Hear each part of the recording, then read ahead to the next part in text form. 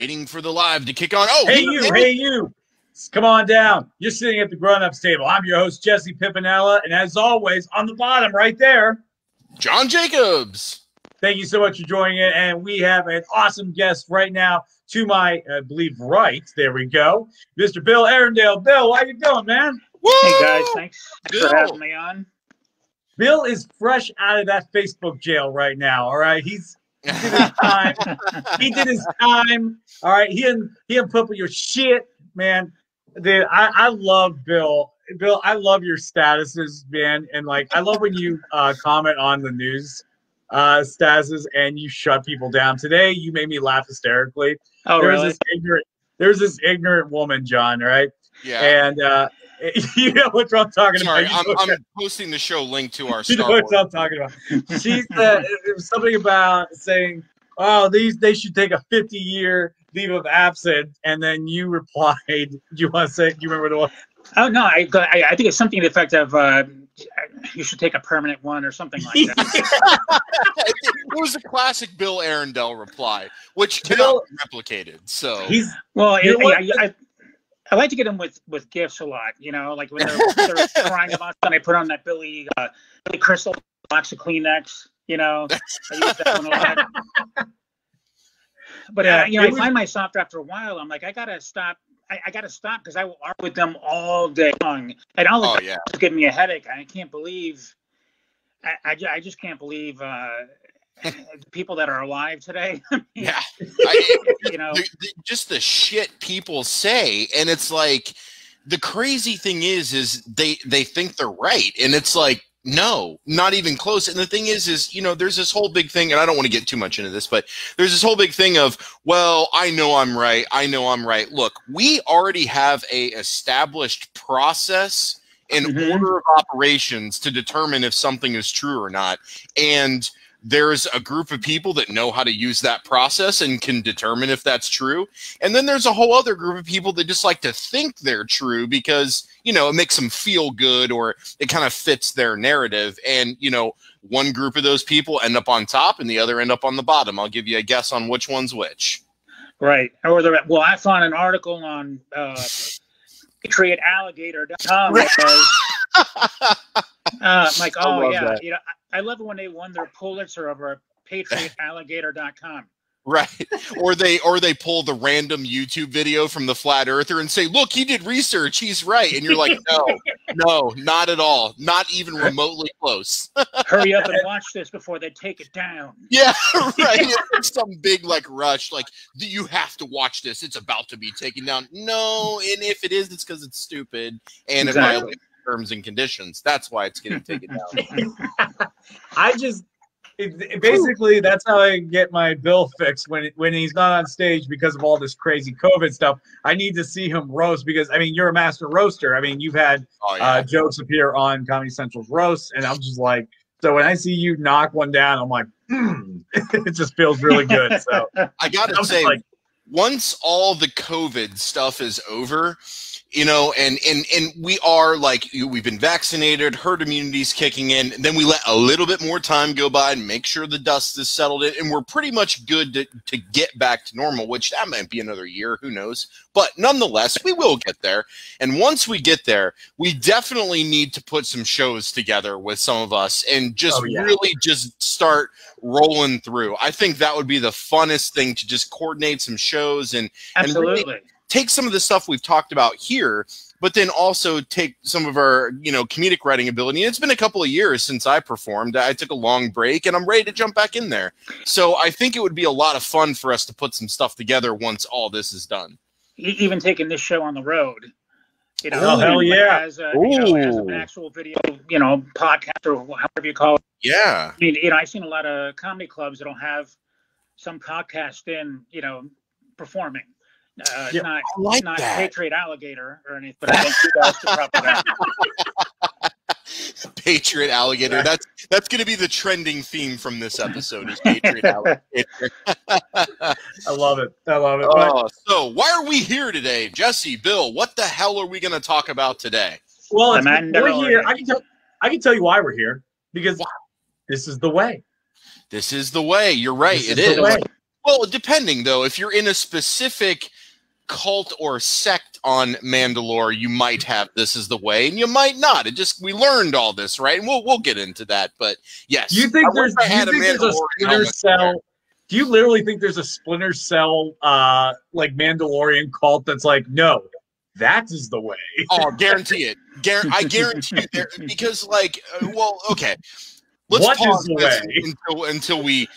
This is the way into our segments, but yeah, there's so many different offshoots and cults that we've learned about with Mandalore that it gets really deep. Bill, you want to say something? Well, there's got to be one sect that says, well, according to MandalorianAlligator.com, this is not the way.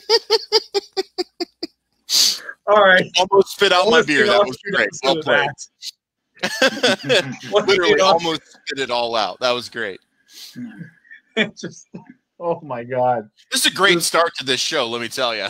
It is. It is. I didn't know we needed this, but we definitely needed this. Oh yeah, it's been a hell of a week. Yeah, but let me throw up some imagery right there. Ooh, look at that. There he is.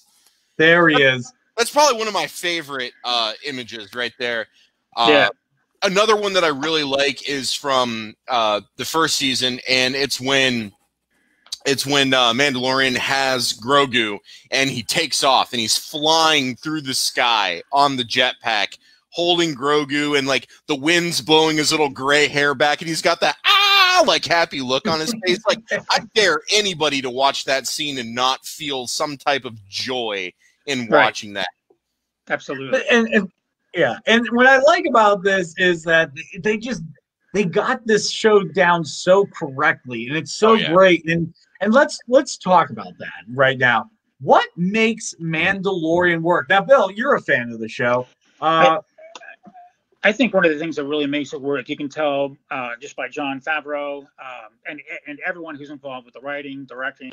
These are people who are fans of the Legendarium. I mean, they love Star Wars. Mm-hmm. To me, The Mandalorian is like it's a lot like Cobra Kai. When you watch that, guys fucking love the movie, and it's the same thing with Mandalorian. You know, when I first heard they were going to announce it, I thought, I was never a big fan of Boba Fett because he never really did anything in the original movies. But this, I've just been floored from the get-go, from the very first episode, and it actually gets better every single time it's on. I mean, just every episode by the next one. Yep.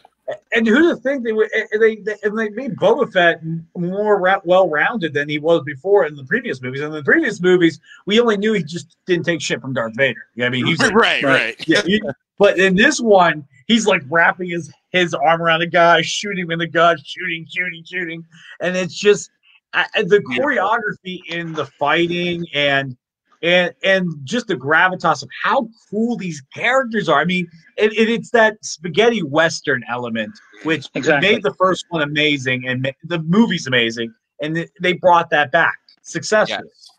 Yes. And I love too also, the armor that this Mandalorian has. It looks great. Just like Jango Fett's did. But Boba Fett trilogy, he looked like he got armor at Salvation Army. It's all beat up. It looked awful. But this, it just looks great. Everybody looks great. I definitely agree. Yeah. I just liked when this Mandalorian, when he got that new part in the first episode, that new shoulder plate, it kind of looked like because his armor wasn't perfect at the time. It was just that part. It looked like one of those shitty cars with spinners. There you go. Yeah, or one that just has an exhaust tip, but then their door is rusting off. Yeah. It's like, oh man, you got a resonator. Awesome. Like, what's that doing? What's up? He's just showing it off to everybody. Look at that shit right here. So I think as we were talking about the show that works, and I totally agree, Favreau, the entire production, even the cast, you can tell these people are passionate. Even Carl Weathers, you can tell, is just passionate about being in this, And one thing that I've kind of been telling people ever since I saw the first episode was that this is proof that you can make new Star Wars in modern times still look and feel like old Star Wars. Mm-hmm. And I feel like even though I loved The Force Awakens, I did not like the following two. I'm not toxic about it. I'm not saying other people can't like it, but one of the things to me was it just, in this personal opinion, it just didn't feel Star Wars to me. I mean, the things were there, but it just didn't have that feeling. But when I watched this, I had that feeling like I'm back with it, and we're back here, and this is happening, and this looks right, this feels right. The characters' movements, to Bill's point, the choreography, like all of that felt 40 years old, but it all still looked new. But yet it looked kind of 40 years old at the same time. And I think that is very, very important. And I think for the upcoming projects, because they're actually getting ready to start shooting Obi-Wan, that starts shooting in March, I believe. Yeah. Is that I want to see that continued. Whether it's a story that takes place past, present, or future, I'm okay with everything, you know, modern technology for the filmmaking aspect. That I want that. That's fantastic. But just having it look and feel like the classic Star Wars is super important. And I think Mandalorian nails it where some other things did not. And that was one thing that draws me into it. And, you know, I'll say it, like, I've only watched through once, each season once. I need to go back and watch more, obviously. So I don't even know, like, all the characters' names. I'm trying to place people where they are, who they belong to, their relevance. That takes some time. You got to watch 2-3 times to really pick up on all that. So I'm really excited to go back through it and really start hammering down now on these characters and what's happening in the setting, and really creating that well-rounded experience. Now that all the, you know, the shock and awe and the spoilers, I got that all out of the way, now I can watch it again and really pay attention to what's happening. Sure. Yeah. Before we go any further, I just want to put this out to the fans. This is always a question I always ask everybody when I talk Star Wars. Who books Mos Eisley Cantina? Man, I would love to do a gig there. All right, Bill, you can headline. I'll feature. Yeah. Let's make this happen. Like, Right. they can bring you up. Like, I'm just. That's all I want to do. So I want to work that room one time in my life. I think that Family Guy joke is probably the best explanation for that, where I forget the race of the guys. They're all up there playing, and he's like, "Hey, we're the Cantina Band," and he's like, "Anybody got a request?" He's like, "Play that same song, all right." Like, right back to it. Like, that was it for. And then where he's like, like, "I'm Big Face, and this is Scott. He's from Hoth." Like, I love that they gave Walrus Man, which I think is his official Star Wars name, just the name, and this is Scott. He's from Hoth. He's like, "Why are they called Hoth? This is supposed to be Colt?" I'm like, "Oh, dude, it's so great." But that's Seth MacFarlane. I love his writing. I know not everybody does, but I do. Yeah. But no, I think, like I said, what this show has done, like I said, it brought back what we loved about the original. The fact that they use puppets and they use a lot of practical effects is what is really, really cool. Yeah. But let's move on to some of the things, the big things. I'm going to tell everybody right now, spoiler alert. Spoilers, everybody. Sorry. Warned. You've been warned. And there's not that many episodes. You can watch it. I binged this like crazy. But the role of Luke Skywalker. Huh? Okay. I'm going to dive right in, man. Dude, This is a big moment, and they kept it underground. This didn't get leaked out anywhere. I mean, Bill, what was your reaction when you saw Skywalker? Yeah, I thought it was fantastic. I mean, just at the end of that episode where he shows up and does all that. What was missing from the Disney sequel? I didn't want it to all be about Luke. I had no problem with Rey being the main character. Absolutely. But, you know, the whole promise of you get to see Luke Skywalker, the fullness of his power, really kicking ass, and you just got robbed of it, except for that little thing at the end of Last Jedi, which was cool, but it wasn't enough. And to me, it was a letdown. Yeah. But that's what I wanted. You could just have a show that was 30 minutes of lightsaber fights, and I'd watch it every time, over and over again. I would watch that too. All right, we got somebody says Grogu is the Knight of Ren. Good one, Darth. Good one, Darth. Wow. The greatest episode that Ben Solo is Grogu's roommate, and Ben's just a total dick. And Grogu just fucks with him the whole time. Great. It reminds me of the Spaceballs, father's, brothers, cousins, nephews, former roommate. That's Ben Solo and Grogu's connection right there. Let's play 6 Degrees of Kevin Bacon. We'll link them together at some point. I love how Rise of Skywalker was essentially just Ben and Rey looking at each other like, our grandfathers are fucked. Yeah, right. Man, they really fucked everything up, didn't they? Yeah, they sure did. Yeah, you got Palpatine honey dicking Anakin Skywalker like, you can bring people back to life. And then apparently at some point the Emperor found time to hook up with someone to even have kids to then get a granddaughter. So I don't know who would hook up with the Emperor though. Like that'd be really weird, man. Before or after? So that's when he ordered That's when he issued Order 69. You will order 69 now. I wonder if, like, when the Emperor finishes, if he like fires lightning up in the air to like, signify that's his O face, unlimited power. More like Pimpatine. Oh shit. Piggybacking off what Bill said is just when Luke shows up at the end, I totally agree. That was just like the biggest moment ever. And for me, it was when you see that X-Wing fly across the bridge viewing area, I was watching it and out loud, I literally went like, oh shit, here we go. Because you knew, like, as soon as you saw that X-Wing, you fucking knew who that was. You're like, here we go. Shit's about to get real now. I've heard some people, kind of decry the fact that Luke shows up. Oh, it was an easy move to bring him in, but it makes total sense. Go on that stone, meditating. Obviously, Luke is going to be the one who at least catches the signal, if not responds to it. So it makes total sense for him to be the one to show up. I mean, if he's trying to put together Jedi Order again, it just makes perfect sense. Yep, absolutely. I was having a conversation with somebody before I watched that episode.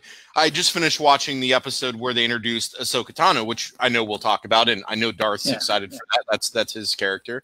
But I was asking my buddy, I'm like, dude, how is all this happening? With where the hell is Luke? Like, wouldn't he be sensing all this shit's going down? And I just kept asking that question every episode. And then finally at the end, I was like, okay, here we go. Like he knew shit was going down and now it's about to get real. And oh man, when he showed up and they mirrored the Darth Vader scene from inside the Republic, but it was green instead of red, dude, everybody like instant jizz in the pants. I mean, dude, it was just, it's on now, man. Here we go. Because we don't have a lot of imagery of Luke kicking ass with the green lightsaber. Right. No, we don't. We don't. We just don't. And giving that to us in the context that they did to mirror that Darth Vader scene in Rogue One, my God, I appreciate the hell out of that. And I can't think of a better way to do it, to be honest. Sure. I totally agree with that. I just want to throw it up in the comment section. Amanda says she was sobbing. Yeah. And that was a sad moment because Grogu goes with Skywalker. And because here's the one thing that really tear jerks me with that scene specifically. So after Skywalker, just barrels through all these guys and he takes Grogu with him. The Mandalorian does something that he's been adamant on never doing, is taking off his mask and his helmet. And he took off his helmet. And holy crap, that is such a nice thing they built up for 2 seasons. This man would never take off his helmet for anybody. He would take it off, maybe off for duress or maybe because he's about to die, but he just took it off so he could just see his son with his own eyes. Now he's the mustache-alorian now. I do. I love the mustache. It's fantastic. Like and shit. Yeah, man, exactly. I love that. The callback to Burt Reynolds. Why the fuck didn't Burt Reynolds somehow get into the Star Wars universe? That's a great question. I feel like he could have been some guy on the casino planet or like some shady fucker in Rogue One or something. They could have. Well, he would have been too old for Rogue One, but you could have easily made him a pod racer. Yeah, there you go. There you go. Bandit racer. He was still kind of in it then, but instead he did Bandit one. Sylvester Stallone, which everybody hates that movie. I love it. Where that famous scene where he's like, "I'm the slowest man in the fastest sport." Like, oh my god. Anyway, I could go on about that. Reynolds all day. The Bantha Ball run. The or just simply the Kessel Run, right? Yeah. But have all the different badass cars with like engines on the back, like in heavy metal.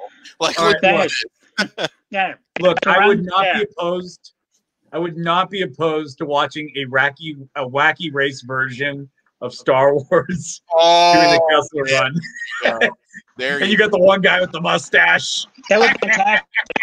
Dom DeLuise shows up. I mean, it'd be fantastic. Dude, I'd watch that in a heartbeat. I watch it in a heartbeat. But so, anyways, yeah, go ahead. Go ahead. Wouldn't it just be a big betrayal if he took off his helmet and he was like, "Life is good, but it can be better," and he just gave us like, who is betrayed? I really do like that. There were two moments where he took the helmet off. Number one was a pure emergency. We are going to be discovered, and we're not going to be able to get this data if I don't blend in. So I have no choice. I have to take off the helmet in order to get that access code or whatever it is they're trying to get in the break room. That was number one. And then I thought it was badass when the shootout happened. They literally leveled that entire mess hall. That was just, oh my God. That was just beautiful. But then the second time, which meant a lot more, was that when he realized Grogu was going with Luke, it was just like, holy shit. Like, this is the last time I'm going to see him. And man, that was emotional, man. It really was. Yeah, it really. I was surprisingly emotional, you know, because you saw him attached to Grogu as the days went on. So, you know, when he took him away like that, yeah, you're right. It was definitely emotional. Yeah. Yeah. I just want to throw Darth's comment up, which he's echoing everything we're saying. They've been building it up for a while. You know, it was a big deal. He never removed that helmet. I mean, people called him a zealot. They're like, look at you, zealot, never taking off your helmet. And then Bo-Katan's like, I can't have the sword. I got to fight you in combat. It's part of tradition. It's like which is the greatest. It's the greatest idea. If that's a cafeteria Catholic, where like, where you can cafeteria Catholic, nice. You pick and choose what parts of the religion you want to believe there in. You go. You know? Yeah, I'll admit I'm one of those. I pick and choose what parts I believe in. You know, so like, oh, you know, that's not that bad of a sin. Oh, you know, but that's the one thing that's very interesting with the Mandalorian and the Jedis is how much of a religion they are. Oh, so yeah. we can kind of transition real quickly to this. Mandalorian or Jedi? Everybody in the comments section, tell me why you're Mandalorian. Tell me why you're a Jedi. Tell me. I want to see why. Because for me, you know, let me start with Bill. Bill, if you could be born into one of these two incredible organizations, what would you like to be born into and why? I mean, for me, I got Jedi. I mean, come on. Jedi? I would go Mandalorian all the way. John, how about you? So I'm gonna go with hold on. Okay, so put up Darth's comment because he wants to need to clarify. Is this included in the question, or is it literally Mandalorian or Jedi only? And a Sith. And a Sith. You can be a Sith. Okay, so the Sith are a bunch of assholes, and I get it. They're efficient, and they get things done, and they're powerful. I understand all this, and I get that they raise each other to kill each other later, and I'm not saying that's a bad thing. I'm pretty sure that was an episode of Star Trek once. They landed on some planet, and it was like that. I might be making shit up. Somebody check me on that. I mean, they were organized. But anyways, so there's a lot of baggage, and I don't want to get into that. But here's where I'm at. I'm gonna say Jedi. However, I'm going to do a caveat and say a non-practicing Jedi, something similar to where Ahsoka is now, where she's left the Order and she's on her own, so she still has her weapons, she still has her connection to the Force, she's still powerful, but she's not in the religion, she's not following all their bullshit, and she's out there kicking ass. That's more where I see myself. I'm not on one extreme side or the other, but I would be a Force user, I would use a lightsaber, and I would be kicking ass. That's where I would be, if that even answers the question. Yeah, it does. And I cut Bill off, and I apologize, Bill. Bill, why did you say Jedi? Oh, come on, man, the Force. If nothing else, if you're Force sensitive and you don't want to be somebody out there beating people up, you could put on the most kick-ass magic show. that ever existed. You would sell out Cantina shows. Yeah, but I would just use it to do a bunch of, is this your card, kind of stuff. It would be really good. Oh, hey, are these the droids you're looking for? Are these the droids you're looking for? No, nope. These. You just keep doing that to everybody. What about that trash can droid over there? Is it him? No? Okay. Was this your card? No. Was it your card? That's how you cheat. You mind trick them all the way and get what you want. Jesse, we've got a bunch of comments on people. What do we got here? Let's throw them up. Let's see what everybody's saying. Darth said Sith. Yep. Of course you want to be a Sith. Jedi, no brainer. You don't need armor when you can destroy shit with your mind. That's very true. There it is. That's very true. Absolutely. I'm leaning towards Mando. If I had to choose, but I would prefer the wait. Okay. Okay. I mean, come on, it's in my name. Yep, you're right, Darth. It's true. All right, again, Sith, Darth's legal name is Darth. Okay, there we go. That's more like Amanda. Amanda, I could totally see you as an ass-kicking Sith that has a few minions that follow her. You can dispatch them to do whatever you want. Absolutely see Amanda being a Sith. 100%. I can definitely see that. 100%. Absolutely. Yeah, you could choose that, Desiree. You can choose that. Desiree, that's kind of what I chose, too, so glad we're aligned there. Is it so that you can pound? What's this refer to? Yeah, a little more context. More context on that one. Because you allowed the Sith after the fact. Okay, cool. Oh, okay, yeah. Thank you. I'm flammered. Oh, yeah. Now, real quick, I want to amend my answer because I didn't know. I was a zealot by choosing one side immediately. Mm-hmm. If I could be whatever the hell Qui-Gon Jinn was as a Jedi, I would do that. Because, dude, he was like the agnostic of green lightsaber. Is that a counselor? Yeah. But no, I love the one part where, here's the thing. Like, Yoda's like, you're not going to train that boy. And he's like, fuck you. Come here, Anakin. I'm going to show you some shit. You know what I mean? He didn't give a shit. And I like that. And then in the end, and in the third second Star Wars movie, Revenge of the Sith, Yoda was kind of like Yoda. Listen, I lost a lot of respect for a lot, and I know that's blasphemous to people. But in that fight with Palpatine, he was kicking ass, but then he fell. Right, he fell, and he's like, "Exile, I must go." like Yoda was the most at that time. Then, after all those Jedi had been killed off, Yoda was the strongest. Then of those who were left, and you're telling me that you slipped and then now you failed and have to go next. What the fuck are you doing? Get your ass up and go stick your lightsaber in that kid's head and he was drawing what's happening. It was the same. It was the same emotional emotions that you get when you see someone trying to fake a lawsuit, like they slip on the obviously slippery floor. Like, oh, I fell. Well, I guess I gotta exile myself. Right. I'm actually gonna make the meme of I was watching Empire Strikes Back where Luke leaves Dagobah. And they're begging him not to. And Yoda says only a Jedi, a fully Jedi with the Force's ally, Vader and his word. I want to go, weren't both of you fully trained Jedi with the Force as your ally? Because you guys didn't do anything. You didn't do shit. Make it worse.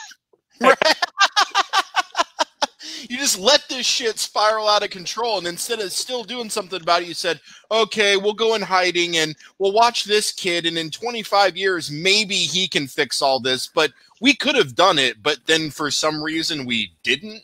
By the way, no offense, but Luke kind of got the shit end of that stick. How so, man? He got handed a legacy, and he took it like a boss, man. He did take it like a boss, but it was like, all right, okay, Leia, she's going to be adopted by a royal family. And then the other one goes to the Tatooine project. Look, that's why Luke ended up kicking ass. He came You're right.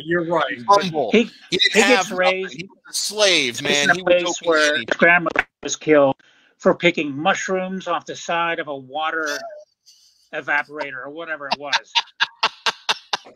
By sand people, but I'm you're exactly right. Royal family, and just the opposite end of that spectrum. And like the guy, his name was Jimmy Schmidt, the actor. He's like, I always wanted a girl. He's just like, Like there wasn't any other rich family that maybe that kid could have went to. No. And then we'll take her. Like, why can't you take both of them? Why do you have to split them up?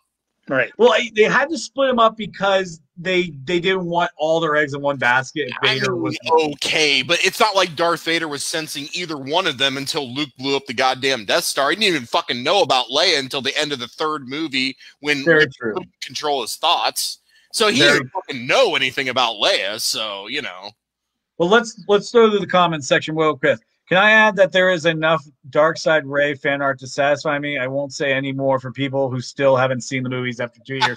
And you can say whatever you want. Say whatever you want. You are absolutely right. I love those Dark Side visions of Rey. I thought that was awesome, and her little extendo lightsaber was really cool. I wish there was more of that, but I don't want to get into that right now. Yeah, but Darth, you're right. Badass all the way. And I love how Princess Leia. She went from being a princess to a general. Man. And I love I do like the flashback scenes. I loved the flashback scenes that showed Luke training Leia. That was awesome. That in itself could be its own fucking movie, and I would totally watch that. If anything, its own episode of Mandalorian. Yeah, I heard the theory that when he stopped for a second, he's distracted because Grogu's making that call. Ooh. Which would be a fantastic time if they're able to do that. Interesting. I never put that together. That makes a whole lot of sense too. That actually. There's also been a lot of Sebastian Stan being Luke Skywalker. I heard about that too. I'm down. I think he would do a fantastic job. And he looks close enough. He's close enough. I'm good with that. A lot of people bitched about the CG on Luke's face. Okay, I just want to say something about that. Guys, the budget for this show is $15 million an episode. The budget for, because they're like, well, it could be better like in Captain America Civil War they did Robert Downey Jr. Okay, that was a AAA title film, like theater release with a $250 million budget. Big difference between a $15 million television show that's actually made for an online streaming service. I think they did a hell of a job with what they had, and I was fine with it. It didn't bother me at all. I think you're always going to have people be the contrarians because it's popular. I didn't like this, so everybody gives you that attention. You didn't like this? Why? And then they make up some bullshit. I mean, look, at the end of the day, they wrote a beautiful episode that built to this really high moment, and it went off on a super high note. Like literally, if they wanted to, the Mandalorian show could end there. It could have been. It could end there if they wanted to. I mean, there's more story, obviously, but But let's go on. Let's go right back to the comments. Yeah, Leia had a cushy up. Yeah, 100%. Darth had his little comment that he added there too. Yep. No, Leia was a badass. She grew into her own badass. Absolutely. I she agree. didn't take shit from anyone. She's the one that domesticated Han Solo. Who the fuck is going to domesticate Han Solo? Princess Leia did. Look, I'm not knocking Princess Leia for her upbringing. I'm not. I just feel bad Luke couldn't get that same treatment. Sure. Absolutely. That's all. But then again, it balances out because we had to watch Alderaan explode. Yes. So it balances out, which, by the way, what an inside job. Anyways. I would like to have... That's hilarious. It would have been great if they delved into why Han and Leia split up. That would be great. Like, if Ricky doesn't stop shitting all over this house, I'm going to kick you right out here. That is true. And with Chewbacca covered in hair, now you know that dogs that are very hairy, they get shit stuck in their ass hair all the time that you got to clean out. So is that Chewbacca? Like, was Han cleaning up after him or what? Yeah. She wakes up in the morning, trips over it on her way to the kitchen, you know? Like when he's getting ready to get frozen in the carbonite and he's like, hey, the princess, you got to take care of her. Are you listening to me? Like he's making sure Chewie understands this. Meanwhile, Princess Leia's like, I'm not wiping his ass. Where the hell are you going? Well, bitch, I'm frozen. What do you want me to do? I'm in handcuffs. But let's pivot over to the next thing. We were kind of discussing what comes next. I mean, we said the show could end, but what are your guys' predictions for season 3? What's going to happen from here on? Bill, what do you got? I mean, my guess would obviously be, a Mandalorian Civil War or whatever she does to try to take back the throne with Jar helping her. That would have to be it. Mm-hmm. Yeah. I think that's really smart, and I think with bringing Katie Sackhoff in, I mean, clearly they're not just going to ditch her now. Like, she is embedded into this cast, and I could see a lot of season 3 focusing around her, and like you said, Mandalorian Civil War, that type of thing. But at some point, Grogu has to come back. He is the most popular character. I don't care what anybody says. He is. So how is he going to come? Luke is taking him for training. And I like how we didn't get much backstory. Ahsoka was like, hey, he was around during the Clone Wars. They hit him, and then boom, now he's here. You have no fucking idea what any of that means or anything. But he's here now. Luke's got him. He's going to go train. We know at some point within the next few years, all that shit with Ben and everything is going to go down, So we don't know what happened to Grogu then, if he got killed, if he went off, like no idea. So I could also see maybe Mandalorian doing a time jump, right? So maybe we jump a few years to season 3. So now we're in the middle of the Mandalorian season, Civil War. And then maybe at the end of season 3, now the Jedi Temple's destroyed. People are kind of searching through the rubble. Where the fuck is Luke? Everybody's dead. What's going on? And then out of the ashes comes Grogu, and it boom ends season 3. Done. I don't know. I'm making shit up, but it sounds pretty good to me. So, well, let's see what the comment section has. Like, our comment section has been going off since we started talking about this. But first, Ted Wolf. Ted Wood. I love this. He was the original Roomba. Ted nailed it. Ted got it. Yeah. Yeah. Oh, this goes back to the other thing. I have a feeling offering to wipe Chewie is how you get your armor back. Good one, Desiree. All right. Season 3, Battle for Mandalore. Playing off of Battle for Endor, which we talked with Eric Walker a few weeks ago. God, that was a great interview. Good interview. Let's see. Katie has her own series on Netflix. Oh, sorry. I didn't know that. What's her new series? Let us know, Ted. And then Mando is the perfect unwilling leader. Ooh, yeah, the battle. Yeah. Like he's the one. He doesn't want to be a part of it. He just wants Grogu back, and they're like, "No, we need you." And he's the ultimate reluctant hero. He's the ultimate. Yeah. He doesn't know he knows which side, but he doesn't want to get involved. It's almost like the U.S. in World War II. It took a sneak attack to finally get involved because we were like, "Fuck you, we don't want to deal with the problems. We got our shit over here." And then they're going away with Pearl Harbor. I think if there is going to be a battle for Mandalore, you figure also Boba Fett. What's going to be the new Boba Fett gang or whatever? I imagine they're also going to show up. Whether it's just him and a bunch of other mercenaries. Yeah. It's got to be careful about. Apparently, that job at Jabba's palace lends itself to obesity because the guy on that throne. I'm like, Jesus, is that the same guy from before? And it turns out so. Bill, you bring up such a great point. I absolutely love that. That was like the best fan service I think I've seen in quite some time. Showing Bib Fortuna sitting there running the gang, fat as fuck, and then Boba Fett, who's also put on a few pounds, not giving a shit, walks right in and just fucking done. My shit now. Like, that's so great. The Meg droid says I have a weight problem. I like to eat bantha noodles 2 at a time. I get them large. Right here. Yeah, well, and Boba Fett himself, when he first showed up, apparently found the only vending machine on Tatooine. Wait, I get it, but I mean, living in a desert, you wouldn't think there'd be that many carbs laying around. Apparently, there are. Oh man, he was just eating banthas raw. He would just murk them and eat them, man.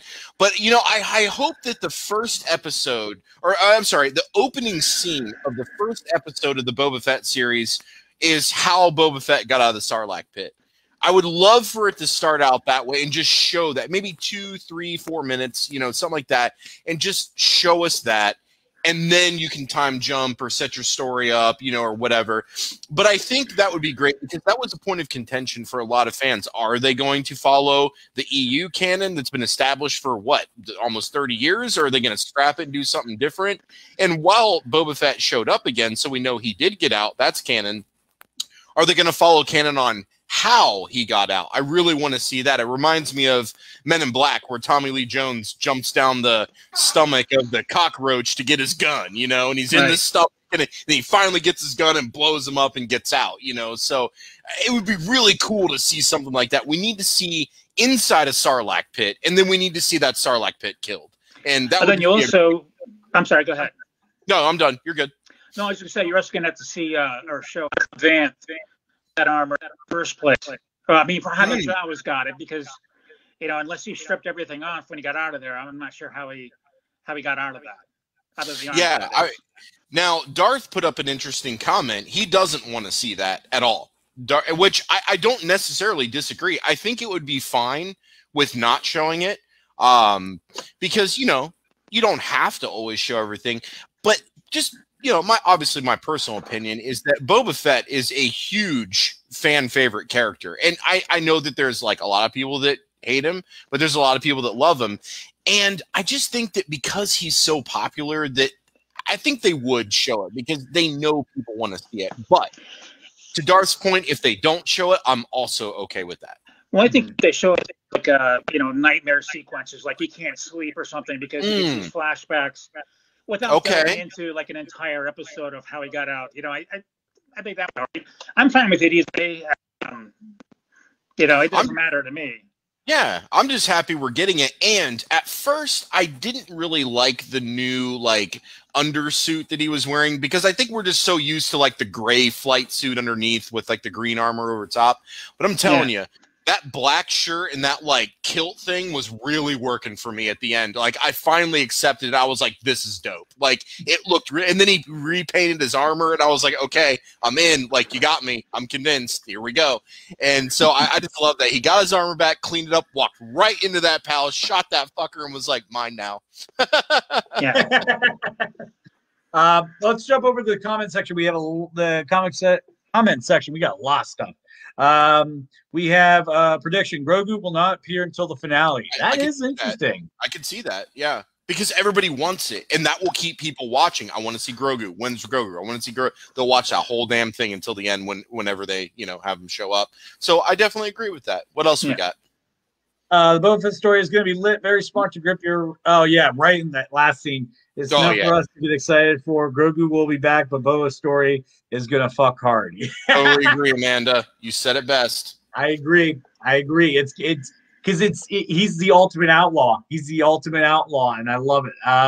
Let's see. I agree. I see him coming in and helping Mando in the Civil War. That would be pretty cool. Like he's like a ragtag team kind of deal. Maybe he'll be a toddler by then. He can start talking. Yeah. Another life. I mean, I always love anything where somebody is putting together a team to do whatever, whether they're robbing a casino or whatever. And towards the end of Mandalorian, they got Bill Burr's character, then they got Cara Dune, and you got Boba Fett. I mean, I loved it. I hope that Bill Burr's character will play a bigger role than just one episode, per season, because he's just been great. Mm-hmm. And I'm still stunned that it's Bill Burr. I know, right? Like just saying that like it's Bill Burr in The Mandalorian. I'm waiting for myself because I worked with him after Breaking Bad had ended, but I hadn't watched Breaking Bad yet. Mm-hmm. So after I watched Breaking Bad, I was kicking myself. I'm like, gosh, I could have watched first, had worked with them. But I mean, he's really good. He has a real natural talent for acting. I mean, to be fair, this isn't The Godfather we're talking about, Star Wars. But still, he does a great job. No, I totally agree. And I think that a lot of people, to your point, Bill, loved that character. I could absolutely see him coming back, for sure. I mean, when they hit on a character like that, especially at a show like this, we know this is a revenue generator for Disney. So if people hit on something, they're going to go with it. You know what I mean? Because they know that that's just going to lead to more money. So I can totally see him coming back. And I hope he does. I loved his character. You know who else I'd really like to see come back? The Marshal. who originally had the Boba Fett armor. That dude was interesting as hell, and he had some good character development too. And just in being in one episode, I would love to revisit him and see what he's doing. I would love. I think we will, because it's he's in the original canon and all that stuff. So I imagine we're going to see a lot more. But that's one of the things I like about this show, is that they're able to kind of have like these not one-off characters, because they're not one-off characters, but one-off episodes where you can go visit and see these characters. And I think that makes it special. I mean, while it'd be great to have them in every episode, or maybe a 3-episode arc, I like that there's this sort of we grow a fondness because we miss them, you know, because like when you see Bill Burr's character, you're like, yes, you know what I mean? Or when you see oh God, I forgot the character or the actress's name, the one that keeps fixing his ship on that one planet. Oh yeah. You're like, yeah. I think. What? If I could interject real quick, I think that I can imagine there's anyone who feels more validated by Bill Burr's character storyline than Kevin Smith, because they, you know, he even says, you know, friends on the star, and it kind of goes with the whole thing from Clerks when they're talking about, you know, people getting blown up by these, you know, left-wing militants. I mean, it's just it's great. It's not just they're all bad guys, you know. It kind of gives some depth to that argument. Those guys were independent contractors. They weren't involved in that war. Those are union guys. Yeah.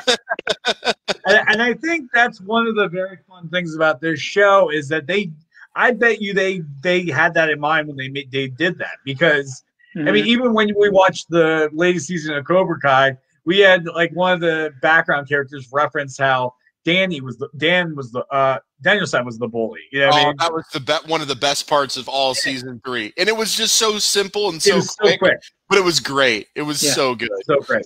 Well, let's jump over to the comment section. I want to try to get everybody's comments, because we got a lot of good stuff here. Yeah, what do we got here? Like Jon Snow, Game of Thrones, he's an illegitimate person. He's a foundling. He's a gathering a team of other ragtags. But Mando will help. That you know, that hands down. Like I said, I think Bill, you said best. I mean, having that sort of ragtag team, I think that's gonna be cool. It's gonna be so cool. Let's see. What else we got? We have so much. I like the idea of the legends. I'm trying to find another one. Yeah, Bill Burr gets the craziest roles. He's my goal. He is. Hobbs Dance. That was the man on that episode. Okay. Thank you, Ryan. Thank you for clearing that up. I'm still iffy on a lot. Yes. Oh, he was great. And thank you, Darsh. Thanks, Sedaris. If I can ask you guys real quick, what do you think of Giancarlo Esposito?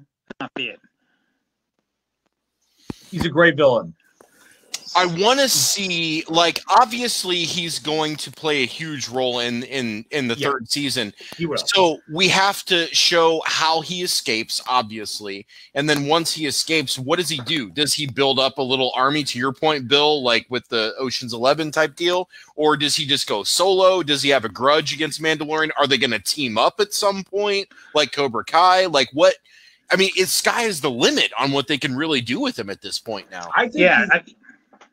I think he's vengeful. I think he is going to want to try to hurt the Mandalorian. I can see that. Yeah. Here's what I was thinking. He was mentioned the cloning program and how they needed more of Grogu's blood.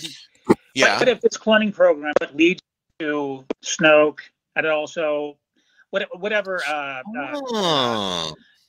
Palpatine's son, who becomes Rey's father because he's like a squib, Harry Potter, whatever, he's has no powers or whatever. You just call him Harry Potter. Yeah. But I wonder if that program does lead to that. I mean, it makes sense. Yeah, no, it does. I mean, it still kind of looks like something that was bastardized. And yeah, I can imagine like maybe a project in this whole thing was bastardized, and we get Snoke out of it. Because based on so far, it seems like he's trying to create Jedis. That's why he wants the midichlorian from the blood. He wants to create Jedis, essentially. And, I mean, Snoke could be, so to speak, a test tube baby. Yeah, and I kind of like the idea of Grogu's blood being, somewhat involved in that. That might actually make me this much this much more like Rise of Skywalker with that whole cloning thing.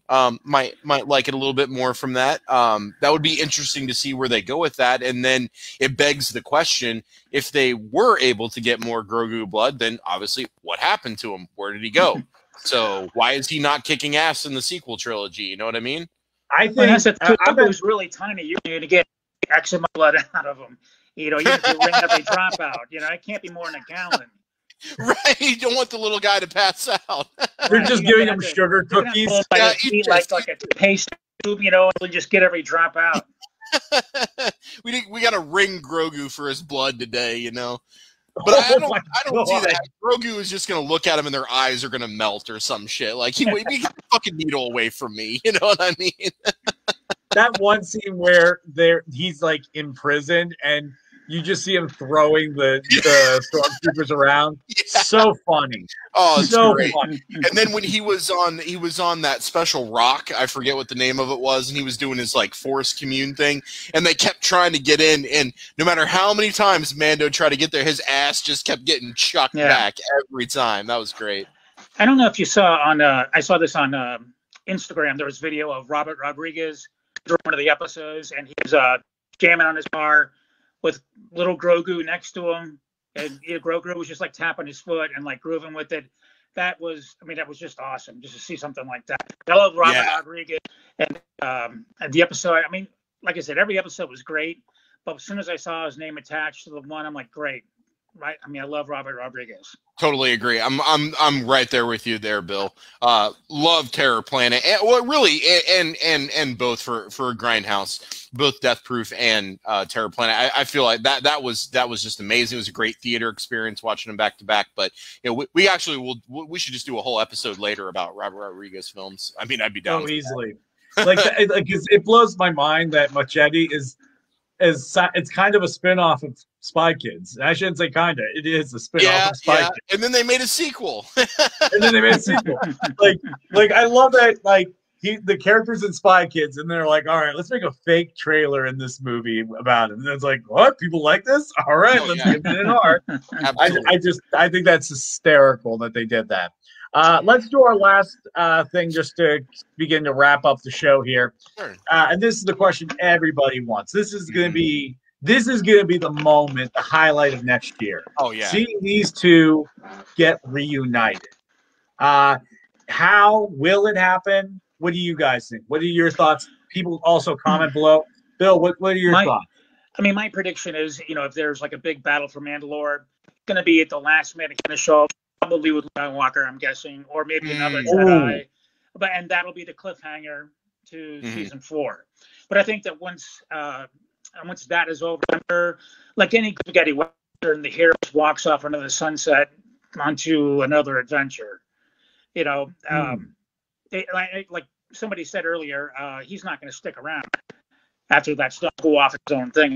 Sure, but I don't see him being the leader of Mandalore, although he'd probably be great. But I love Pedro Pascal, so seeing him without that, I'm totally fine with it. Hope there's more of that in the next season, because I heard that he bitched a lot about it, but having to wear that helmet all the time.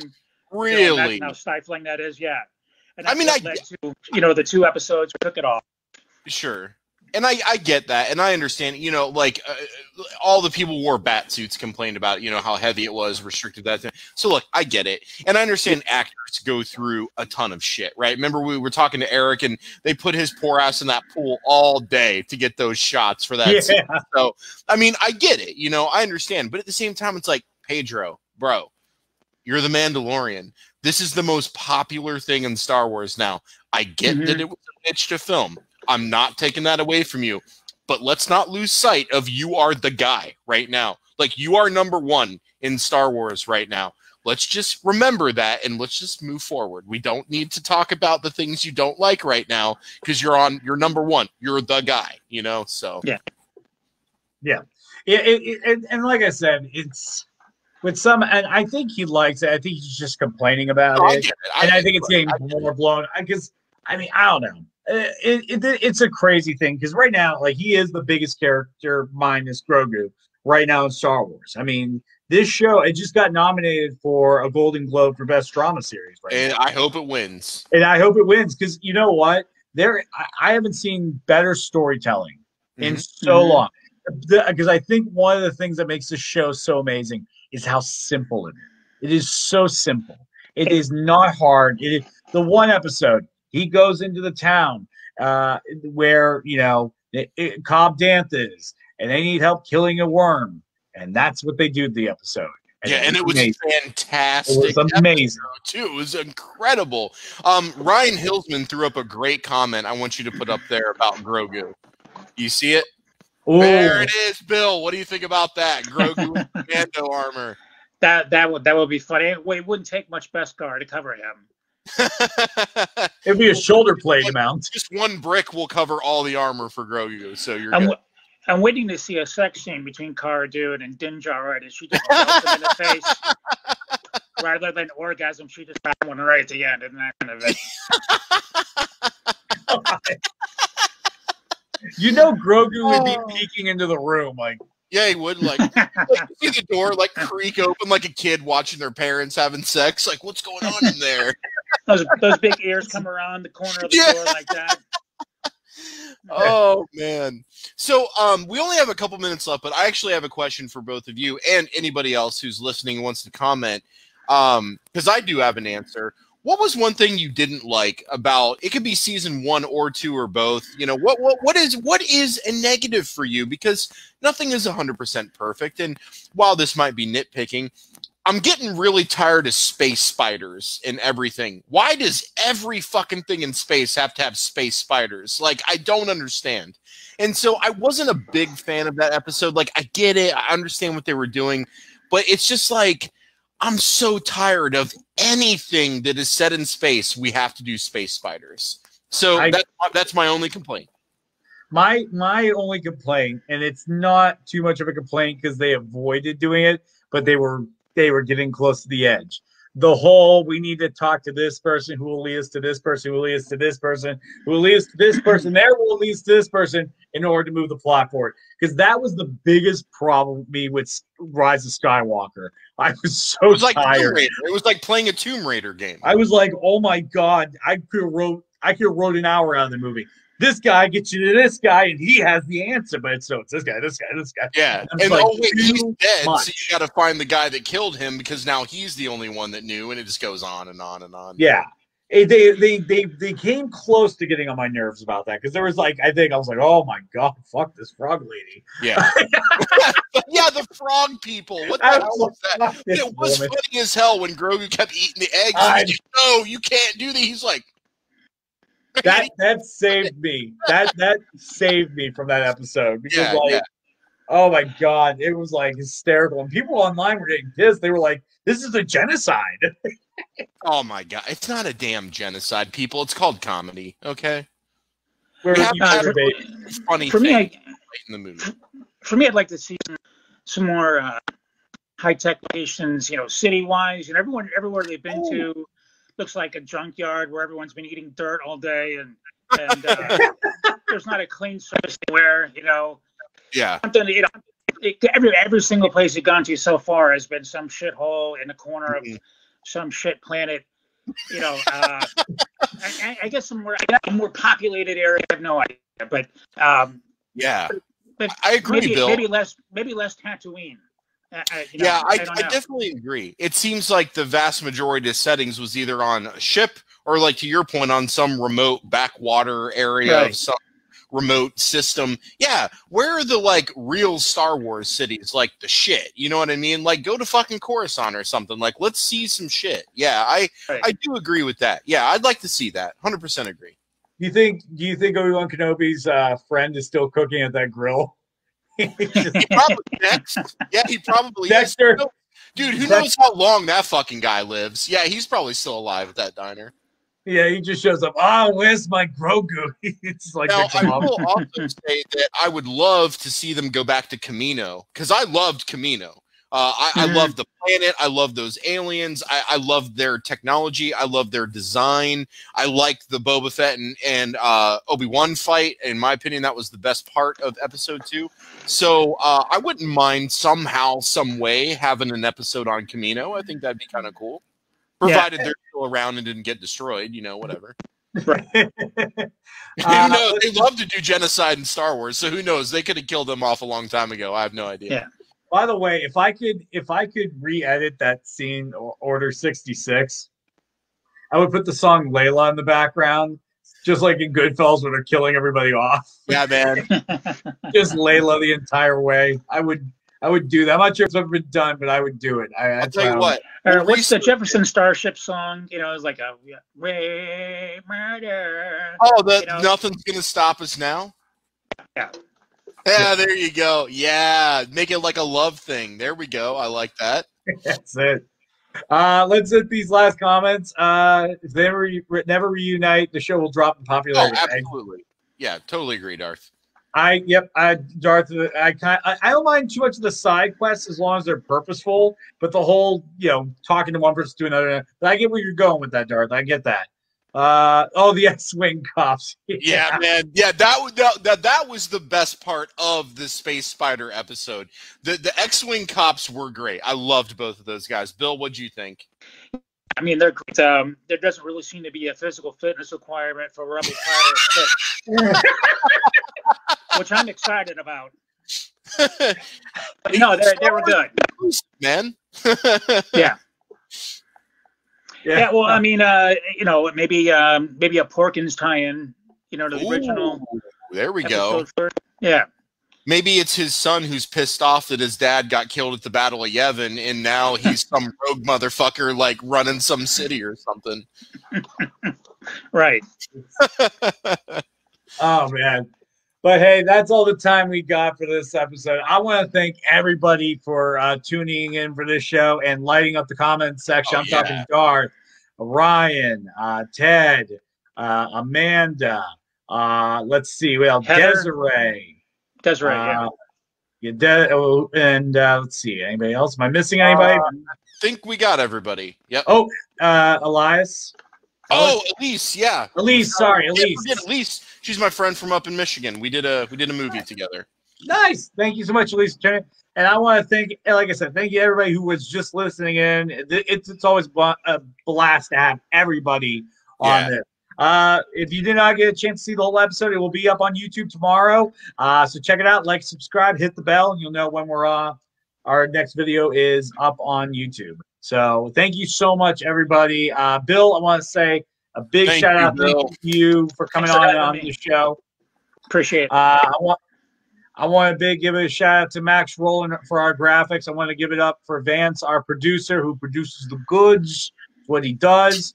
And next week we'll be back, and next week we will be talking about, if I remember correctly, that's our romantic rom-com episode. It is, because next Wednesday is the Wednesday before Valentine's Day. So yeah, we're gonna have an episode of some dudes talking about rom-coms. So get ready for that.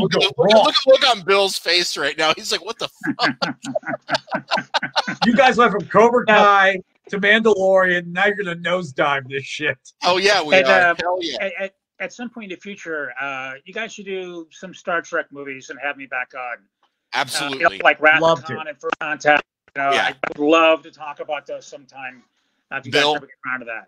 I'm with you 100%. We've kind of dabbled in that. I'd like to do an episode per movie just so there's enough time for discussion, or maybe 2 movies per episode, whatever it looks like. And then really start breaking down series and seasons and stuff like that. So there's so much Star Trek content. I mean, that'll supply us for a long time. So yeah, you betcha. I definitely want to run that gambit for sure. Awesome. We'll definitely make that happen. But hey, until then, I'm Jesse. And I'm John. And you've been sitting at the grown-ups table. Thank you and have a good night, everyone. Take it easy. Have a good night, everyone. This is the way.